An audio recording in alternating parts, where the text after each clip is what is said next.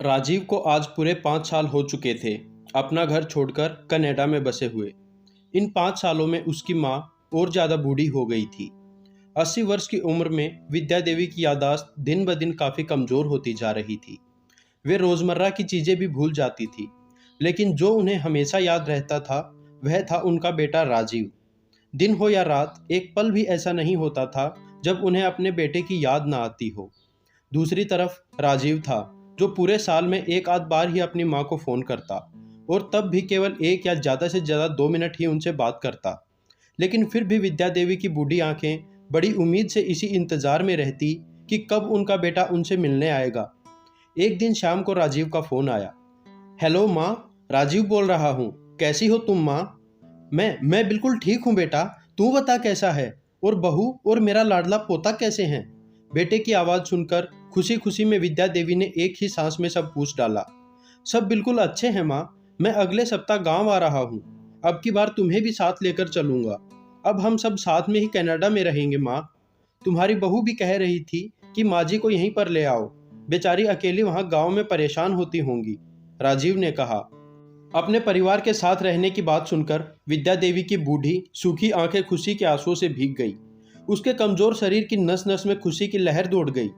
बेटे और बहू का अपने प्रति प्रेम देखकर उनका मन खुशी से भर गया था। राजीव ने आगे कहा, माँ तुम तैयार रहना, मेरी ज़्यादा दिन की छुट्टियां नहीं हैं। गांव में जिस किसी को उधार पैसे दे रखे हैं उनसे वापस लेकर रखना, क्योंकि अब तो कभी गांव वापस आना ही नहीं है हमें। गांव वाले घर के लिए मैं किसी प्रॉपर्टी डीलर से बात कर लेता हूँ। घर के लिए? विद्या देवी ने हैरानी से पूछा।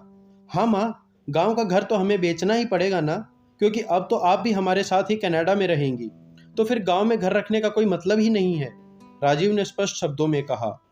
बुढ़ापे की वजह से ठीक से चल भी नहीं पाने के बावजूद विद्या देवी ने बेटे के साथ विदेश जाने की बात को अपने पड़ोसियों में सबको बताया और अपने बेटे की खूब तारीफ की। इस बारे में जानकर सभी पड़ोसियों ने उन्हें बधाई दी और खुश भी हुए कि अब तो विद्या देवी की उम्र के बाकी बचे साल सुख से अपने बच्चों के साथ रहते हुए बीतेंगे। घर वापस आकर विद्या देवी ने अपने घर की हर दीवार, हर हिस्से को ऐसे प्यार से छू कर देखा मानो वह उनका दूसरा बेटा ही हो।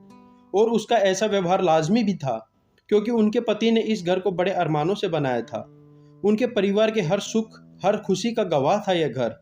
इस घर में उनके स्वर्गवासी पति की भी यादें बसी हुई थी, इसलिए विद्या देवी उस घर से दूर नहीं होना चाहती थी। लेकिन अब वह मजबूर थी। बुढ़ापे के आखिरी बचे कुछ साल बेटे और बहू के साथ बिताना चाहती थी। इसीलिए दिल पर पत्थर रखकर उस घर को बेचने के लिए वह तैयार हो गई। कुछ दिन बाद राजीव गांव आया। उसने आनन फानन में घर को औने पौने दाम पर बेच दिया। विद्या देवी ने भरे मन से कुछ जरूरी चीजों को समेटकर एक बैग में रखा और बेटे के साथ टैक्सी में बैठकर एयरपोर्ट के लिए चली गई। एयरपोर्ट पर आकर राजीव ने कहा, माँ तुम यहाँ इस बेंच पर बैठो, मैं सामान और बोर्डिंग पास को चेक करा कर आता हूँ। वहाँ थोड़ा वक्त लग सकता है और लाइन में खड़ा रहना पड़ता है, जिससे तुम्हें तकलीफ होगी, इसीलिए तुम यहाँ आराम करो, मैं बस अभी आया। विद्या देवी बेंच पर बैठ गई और राजीव अंदर चला गया। काफ़ी समय हो गया था, लेकिन राजीव वापस नहीं लौटा। विद्या देवी सोचने लगी, ज़्यादा भीड़ होगी, इसीलिए टाइम लग रहा है उसे आने में। अब अंधेरा होने लगा था और लोगों की चहलकदमी भी कम होने लगी थी। विद्या देवी को अब एक अजीब सा डर सताने लगा। तभी एक कर्मचारी ने आकर पूछा, माताजी आप यहाँ क्यों बैठी हैं? किससे मिलना है आपको? मेरा बेटा अंदर सामान की जांच करवाने गया है, हम लोग अभी कनाडा जा रहे हैं, घबराई हुई आवाज़ में विद्या देवी ने उत्तर दिया। क्या नाम है माताजी आपके बेटे का? उस कर्मचारी ने पूछा। राजीव, राजीव नाम है मेरे बेटे का, विद्या देवी ने बताया। वह कर्मचारी अंदर गया और थोड़ी देर बाद वापस विद्या देवी के पास लौटा और कहा, माताजी कनाडा जाने वाली फ्लाइट तो दोपहर में ही जा चुकी है और आपका बेटा भी उसी फ्लाइट में बैठकर कनाडा जा चुका है। अब आपके यहाँ बैठे रहने का कोई फायदा नहीं है, आप भी अपने घर चली जाइए। क्या जा चुका है और मैं घर जाऊं? घर?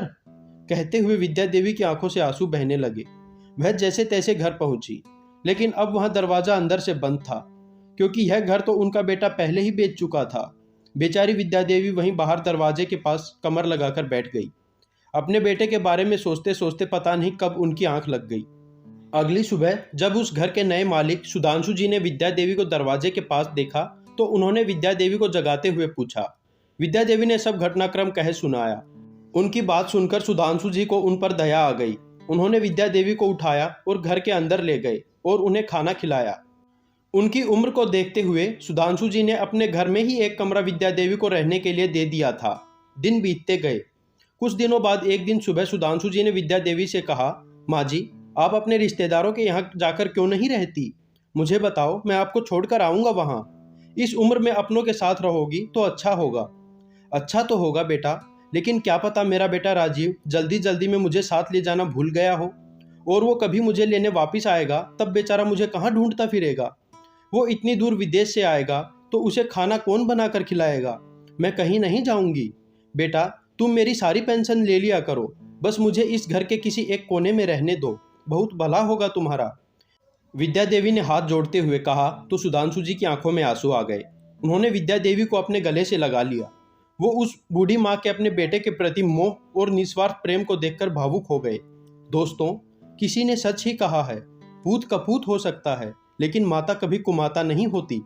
दोस्तों, मैं आप सभी से हाथ जोड़कर निवेदन करता हूँ कि अपने माता पिता के साथ कभी भी बुरा व्यवहार मत करना, कभी उनके प्रेम का गलत फायदा मत उठाना, अपने माता पिता की जितनी हो सके सेवा करना।